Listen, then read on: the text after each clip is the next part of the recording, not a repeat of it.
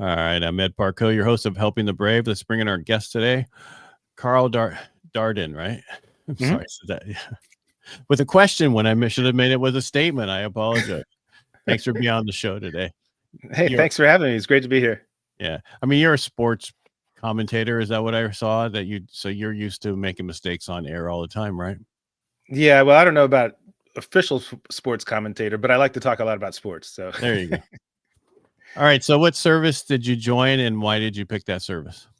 I served my time in the Navy, and it's interesting how that all came about because my dad is actually an Air Force veteran, and he was a helicopter pilot. He flew in Vietnam for a year, uh, and when he retired in the mid '70s, 1976, I was just starting high school.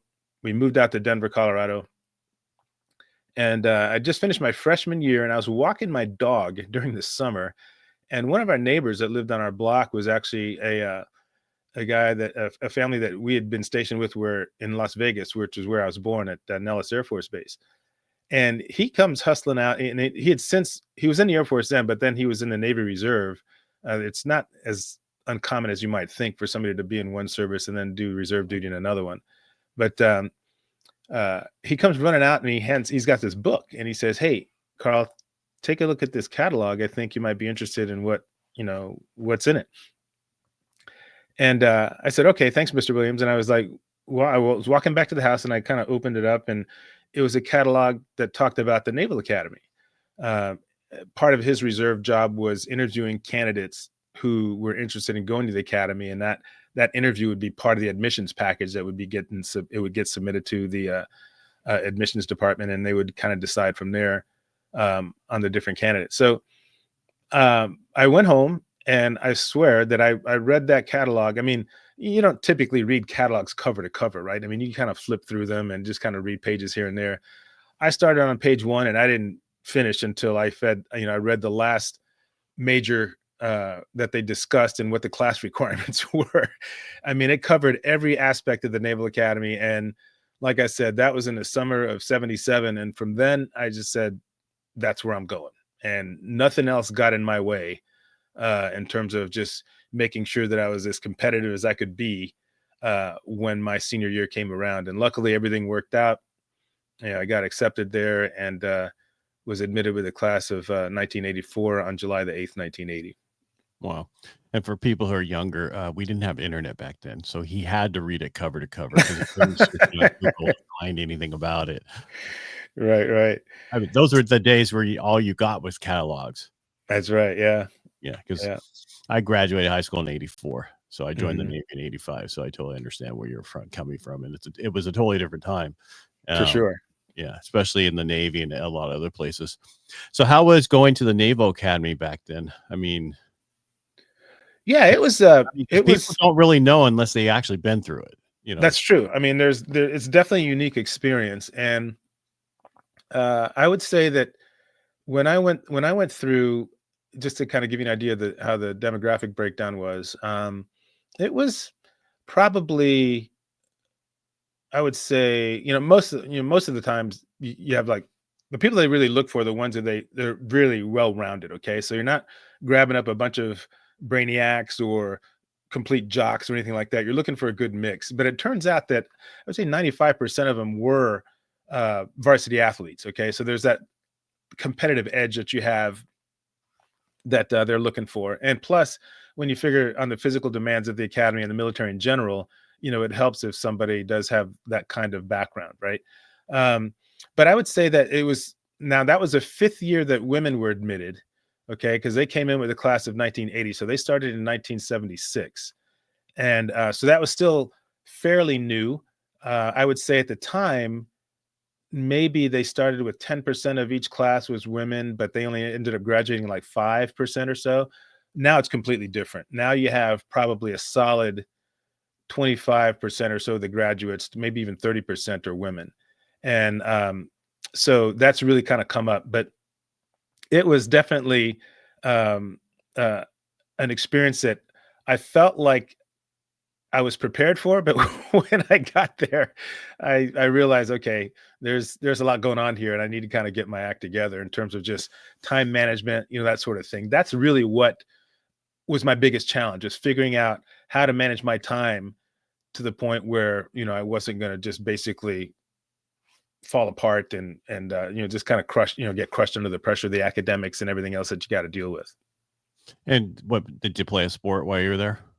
I did, you everybody is required to take part in some sort of sport. Now, I did try track for a little bit, but that wasn't working out in terms of just the balance I was trying to look for, grade wise. So I I made a career decision there and decided to drop off the track team and just focus on academics. Now, you did still have to do intramurals, so I did a lot of that. It was, and the nice thing there was it was as competitive in a lot of ways, because a lot of those folks that played intramurals were, again, varsity athletes, maybe even at the academy, but just chose not to pursue the sport when they got there.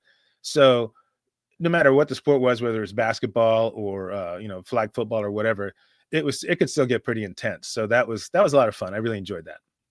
Hmm. Now, is there different?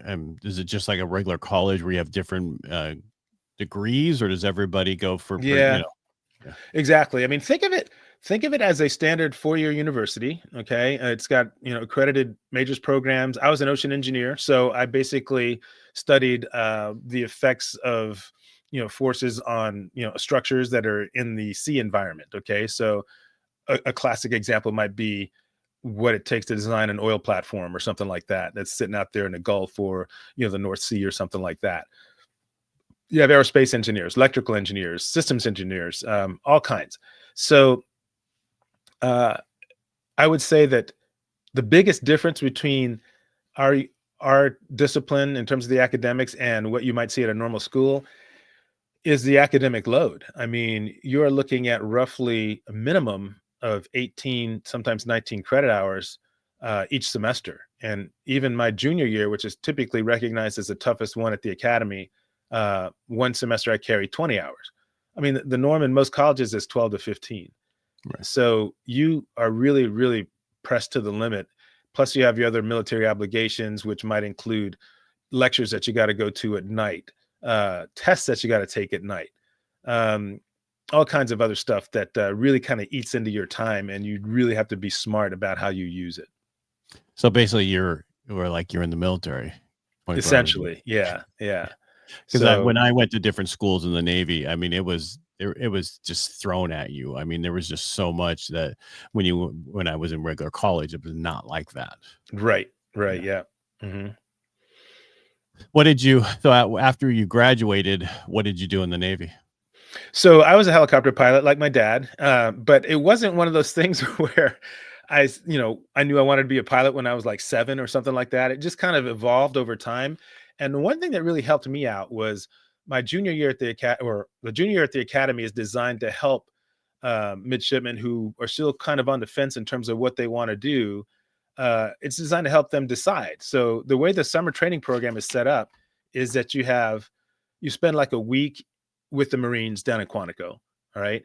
Then you spend a week with the submariners up in Groton, Connecticut.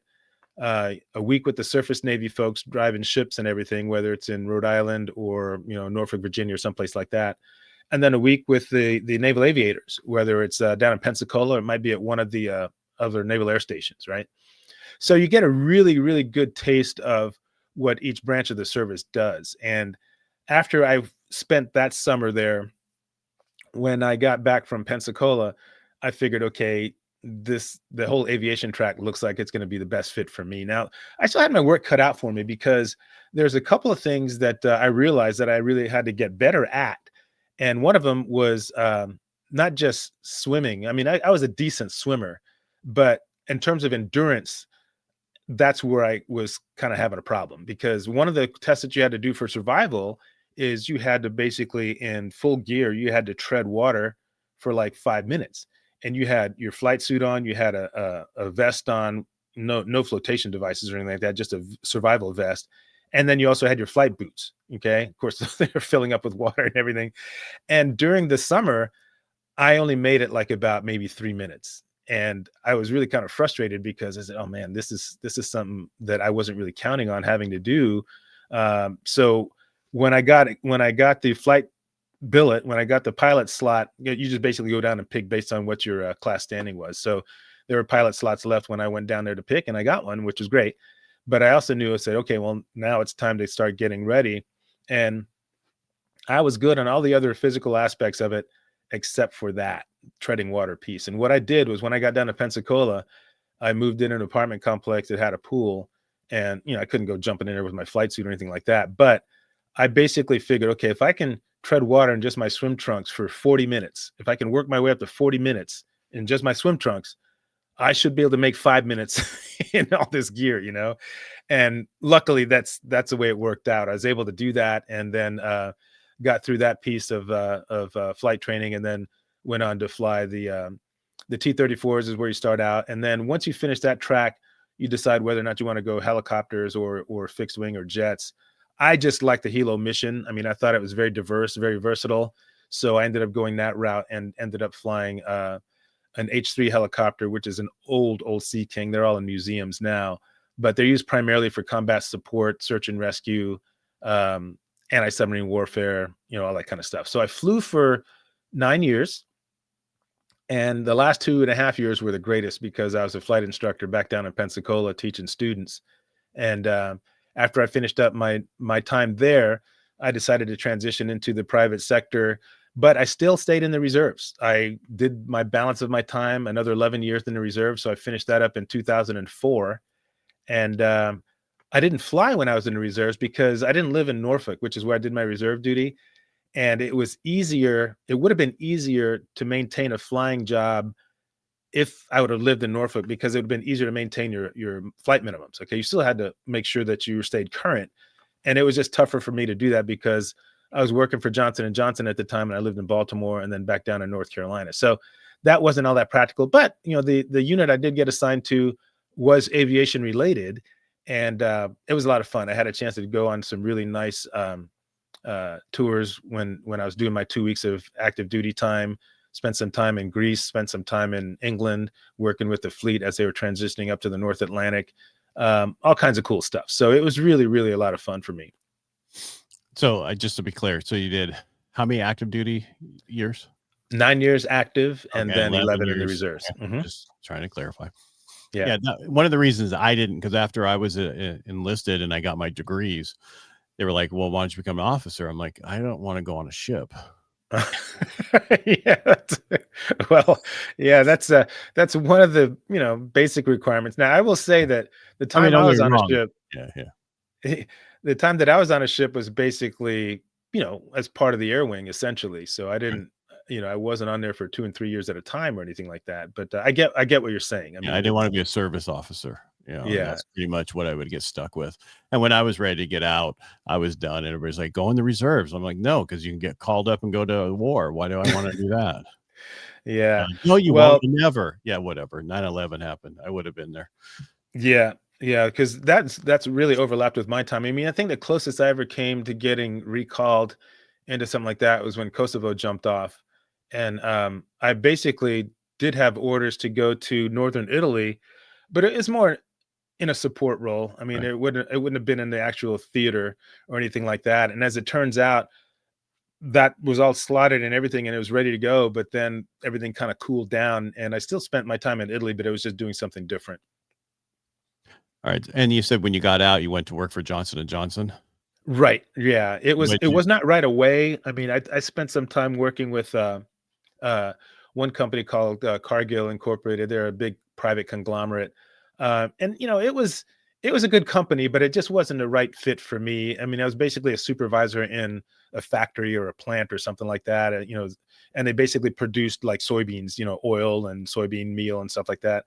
And I think that one of the things that kind of pushed me in that direction of taking the job was because it was 1993, a little bit of a recession. I knew some friends who had gotten out and they were having trouble finding work, and I actually thought about pulling my papers and saying, "Well, I'm going to stick around for a little bit longer." But I stayed with that choice, and then that job actually came through for me, and I think I probably accepted it because I was more interested in making sure I had gainful employment right away because I'd never been without a paycheck since I was like 8 years old. I mean, I started earning money mowing lawns when I was 9, and worked part-time in high school and everything like that. And during the time at the academy, we got a little bit of a stipend as well. So I always had some sort of money coming in because of work, since I was a young age. So, but once I got there, I figured this is not a good fit. I ended up, and I was living in Fayetteville, North Carolina at the time, which wasn't really a whole lot of fun either. But I just ended up rolling the dice. I moved up to, quit my job. I moved up to Raleigh. I was single, so it was not like I had anybody depending on me at the time, and worked for a couple of years just trying to, find my way, and then eventually hooked on with Johnson and Johnson in 1997, and I stayed with.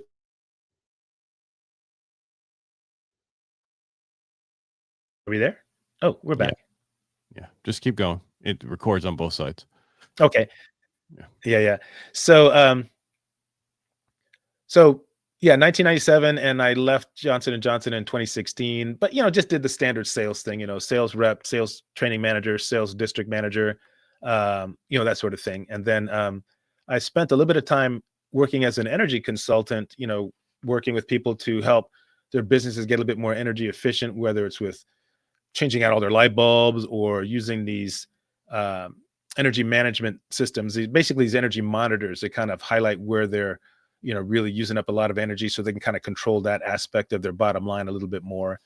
And then, but then, COVID hit and kind of messed up that whole dynamic because my major clients were mid-level businesses. And when everything kind of shut down, it was really, really hard to get them to talking about spending money when they were just trying to survive, which is totally understandable. I totally get that.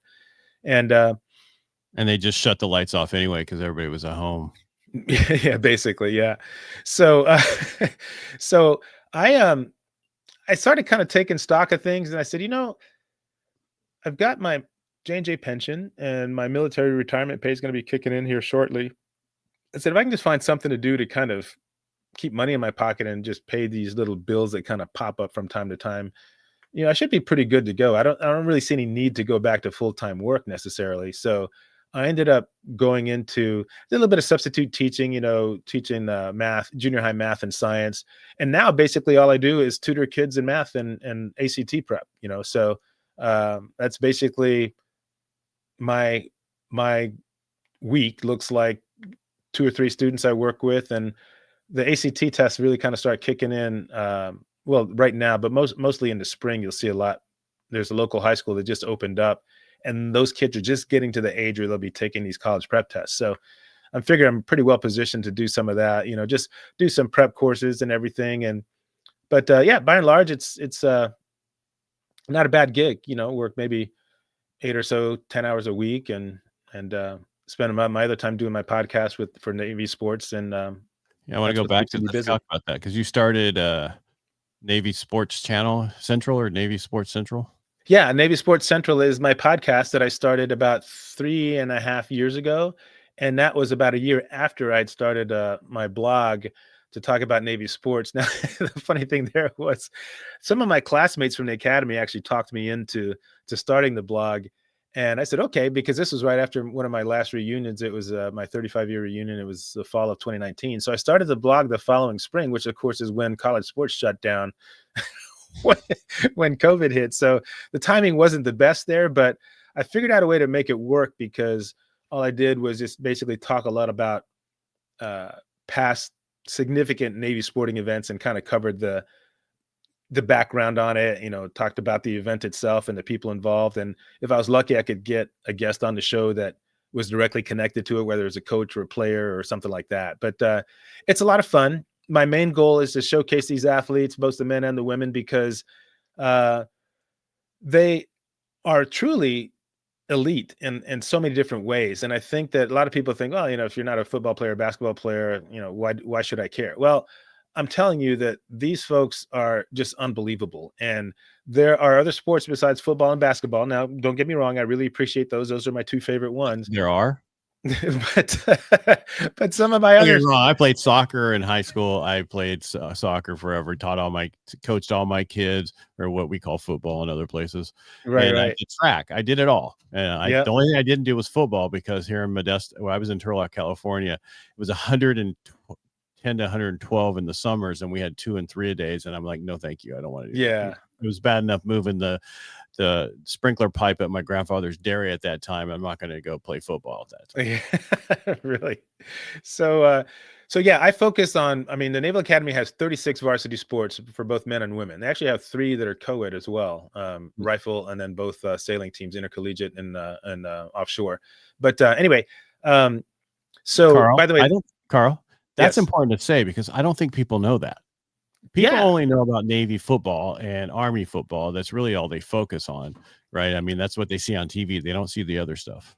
that's right. And just so you know, I believe that 36 varsity sports is tied for first with Ohio State and Stanford for the most number of varsity sports at a, at an institution, at a college or university. So, Wow. and some of the more noteworthy ones that people have probably never heard of or never really focused on too much. So I'll give you an example. The two that most recently got varsity status for the academy was men's and women's rugby. Okay, so they don't have the NCAA equivalent of rugby, I believe, is Collegiate Rugby Association or something like that. But the first year that Navy competed as a varsity team, they went undefeated and they beat California for the national championship. And then Wow. this past year, they made it back to the national championship game, but ended up, they didn't win. They came up short against, I believe, St. Mary's out there in California. Very, very good squad out that way. But so yeah, I mean, and then rowing, we have not just national champions, but world champions in rowing. We had every year at the under 23 world championships, Navy usually sends at least 1 or 2 rowers that compete on the national team. And 2 years ago, uh, one of the women was the gold medalist, and the women's 8, two guys in the pairs win the world championship there as well. So Wow. certainly they're very, very accustomed to competing on the world stage, depending on what the sport is. Lacrosse is another one. We had a guy who graduated just this past year who was a defenseman on the under 23 national lacrosse team, and they won they won the world championship in Ireland 2 summers ago. So they're out there. That's I really mean, they're amazing. great Yeah. athletes, and when they get out there to compete on the field during a game, or they're at practice every day, that's probably the easiest thing that they do all day. Because again, of all the other demands on their time and all the other pressures they're subjected to when they are at the academy. So I really enjoy talking them up, and I'll do it every chance I get. Well, I'm just glad you're giving back in your way to the Navy sports, especially to a place where you actually went to school. Right, right. Because we need to do more for veterans anyway. So, Yeah, I mean, I think that when people always ask me, they go, "Well, would you do this again?" And I said, I would. And in fact, I just got back from my 40-year reunion a month ago, and our class had, and I just found this out a couple of weeks ago when we got the email from our class president, but he said that our class broke every record around for the most number of attendees in a class for a milestone reunion, whether it was, the milestone reunions are the ones that are considered on the fives, right? 5, 10, 15, 20, etc. right. And so yeah, we had over, I believe, close to 60% participation, which meant that close to 600 people ended up showing up, because we graduated about 1,000, I think 1,004, and I think there's still a good 950 or so left, still with us. And so yeah, we had right around 600 that showed, and you throw in guests and spouses and stuff like that, it was easily over 1,000 folks. Wow. Anything new that you're going to do added to all this other stuff you're doing? I think this is actually keeping me busy enough, but what I am looking at doing is getting more folks involved in the podcast itself, just doing different things to kind of keep things nice and fresh. I mean, it's great to have guests and stuff. I love having some of the Navy coaches on. I mean, I probably don't have the juice to pull a football coach in, but again, the episodes that do the best are the ones with these sports that you just don't. They just kind of fly below the radar. For example, um, back in the spring, I interviewed the coach of the women's tennis team. Now, the Navy women's tennis team has been competitive year in and year out in the league, but they could never quite get over the hump of winning the conference championship. And it was just always just a thorn in the coach's side. He'd been there for a long time. He's a great coach. And then this was the year that they were able to do it. They beat Army in the semifinals to get to the final, and then they took on Boston University, which was favored. Navy was the number 2 seed, and they came from behind. They had to win their last 2 matches to actually to take the championship. So it was just a lot of fun interviewing Coach Puryear, and that was a really terrific conversation because it was quite emotional for him. I mean, he was basically had been there for 16 years, and after all those times of bidding to the finals, he finally got there and took home the prize.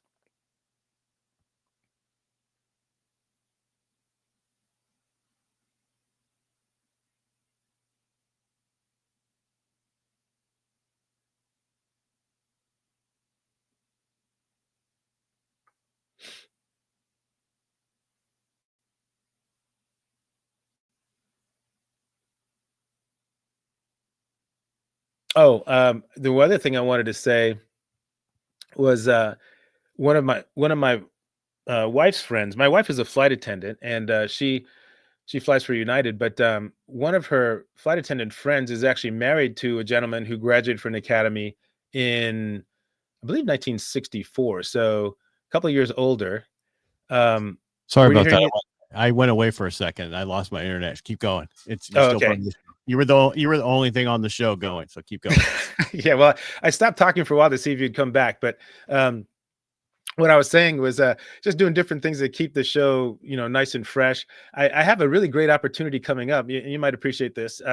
My wife is a flight attendant, and one of her friends is married to a guy who graduated from the academy, quite a bit before me. Is like class of '64, I believe, and he actually played football with Roger Staubach.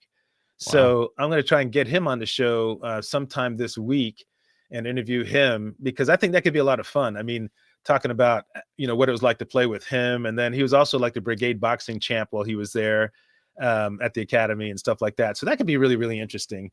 But yeah, anything to do to just kind of keep these athletes front and center. And again, talking to the coaches, to me, is what I find the most enjoyable. I've struck up pretty good relationships with the rowing coaches, with the tennis coach, and with the swimming coaches as well. So that's a lot of fun. I'm just adjusting my camera. So keep going. All right. And, again, I apologize. We've been having issues with internet, and I don't normally have issues with internet. So must be that time of the year with the winter coming. Yeah. All right. I appreciate you talking to us about your show, especially your service, everything you've done, especially what you're doing with your podcast. And where do people find the podcast? Is it everywhere? Yeah, it's basically on every directory imaginable. But you can find it at Navy Sports Central. Just run a Google search and it'll pop up. Apple, iHeartRadio, whatever whatever platform you listen to it on or listen to your podcast on. That's where you can find me. And if anybody who was a sport athlete or currently an athlete or coach or something that's really would like to come on your show, is there a way to reach out to you to see if it's somebody that could be on your show? Oh, sure. Yes. I'll even give you my email is kdusna84@gmail.com. That's just obviously my initials and my class year and everything. But yeah, I mean, just reach out that way. I actually had a sports psychologist on one time, and it was a lot of fun talking to him, just basically because I felt it was a good conversation to have, again, based on all the different competing demands that these athletes have to deal with, and how that can be kind of a drain on you mentally and stuff like that, because it was for me, and I wasn't even a varsity athlete, my God. So I I have the utmost respect in the world for them, because they're able to do everything that they do. And here's the thing too, Ed, I mean, they don't just survive academically, they are thriving. I mean, you're looking at these guys and these young women that are pulling, solid 3.8s and 3.9s in disciplines that are, really, really difficult. So like I said, it's not like they're just barely scraping by. They are basically, showing the way, that, the tip of the spear in every sense of the word. So basically what you're saying is everybody goes there as a cream of the crop. Essentially. Yeah. And I mean, because people don't realize, I mean, the football teams are really good, but you're like, and they don't even pick their people. They just, you know what I mean? They don't get to go, okay, you're the number one player at this high school. We want you at our team. They don't do that. It's not the same thing. And to have this so people who really go in this really have the academics and the other stuff that they need to be in the sports and everything else. And it's just amazing. Right, right. And then the other thing I like to do is we have a Facebook page, a group page. It's called Navy Sports Nation, and it's a private group. But anybody, whether you're military or not, if you just happen to be a fan of Navy sports and you want to jump in there and just kind of follow along when when people post different things about the different athletes, we have really good interaction with the track and field team. I actually interviewed the mom of one of Navy's wide receivers, who's also another guy. Okay, great wide receiver. He's a junior now, but he is the conference champion in the 400 meters, and he actually qualified for the Olympic trials and ran in the Olympic trials in the 400 meters. So again, Wow. those are kinds of caliber athletes we're talking about there. But yeah, just we have a really good interaction with Navy track and field, Navy swimming. Um, Women's lacrosse is a very, very solid program, and they have a really good shot at making to the NCAA tournament this coming spring. So all kinds of stuff going on. If you're interested, just pull up Navy Sports Nation, just type it into the Facebook search. That group will come up, and we'll just have you answer a couple of questions, and then you can join and have a lot of fun. We got close to 1,000 in the group. So Wow. yeah, so it's a lot of fun. Well, congratulations on that success, especially on the podcast. Thank And you very again, much. yeah, I mean, I don't want to say it's a challenge, but you have to do, when you do a podcast, there's a lot of demands, Sure. and you need to understand that. I mean, from editing to cutting up to do all the other stuff that you need to do. So my hat's off to you for what you do. Thank you. Yeah. Thank you, Ed. And same to you. I mean, you got more than one going on too, so I don't know how you manage that. Well, it's that whole thing about time management. Right, right. Right. Yeah, I mean, that's the whole it's easy. You manage your calendar and you just get it. So, Yep. all right, Carl, thanks so much for being here today. I appreciate you being on here. Check out Navy Sports Central. And again, thanks for being here today. Thank you, Ed. I really appreciate it. You take care of yourself. All right, you too. Don't go anywhere.